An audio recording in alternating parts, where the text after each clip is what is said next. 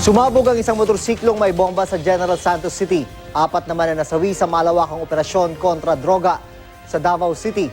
Iyan at iba pang mainit na balitang probinsya hatid ni Oscar Oida. Idineklarang dead on arrival sa ospital ang isang rider at kanyang angkas matapos masalpok at makalagkad ng paparating na LPG tanker sa Limay, Bataan. Ayon sa pulisya, patawid noon sa highway ang motorsiklo ni Aljon Cruz at JR Quicho nang mangyari ang aksidente. Sa lakas ng pagkakabangga, nasira ang bumper at ilaw ng tanker. Hawak na ng Limay Police ang driver ng tanker na si Nick Echegorin.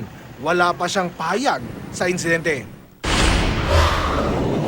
Nagdulot naman ng 1 kilometrong traffic ang banggaan ng dalawang SUV sa North Luzon Expressway kahapon.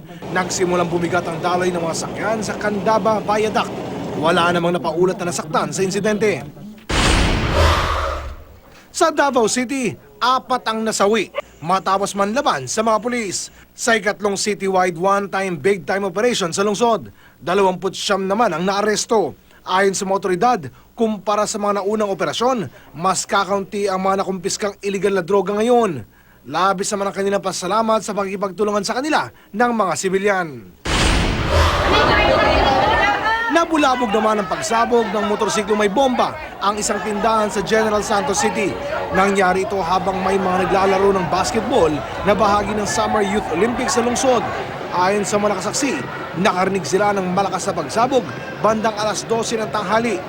Nasunog ang sumabog ng motorsiklo at nadamay pa ang ibang motorsiklong nakaparada sa tabi nito. Sa gulat, isang tinderang nahimatay at dinala sa ospital. Patuloy ang investigasyon sa insidente. Oscar Oida, GMA News.